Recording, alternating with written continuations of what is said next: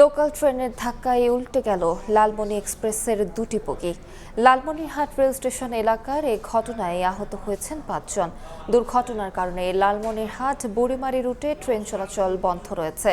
প্রত্যক্ষদর্শীরা জানান, দুপুরে বুড়িমারি থেকে পার্বতীপুরগামী লোকাল ট্রেনটি লালমনিরহাট রেল স্টেশনে ঢুকছিল। একই সময়ে বিডিআর গেট এলাকায় আরেকটি লাইনে লালমনি এক্সপ্রেস ঘোরানো হচ্ছিল। এ সময় হঠাৎই লোকাল ট্রেনটি লালমনি এক্সপ্রেসকে সজোরে ধাক্কা দেয়। এতে দুটি বগি লাইনচ্যুত হয়। আহত হন ৫ জন।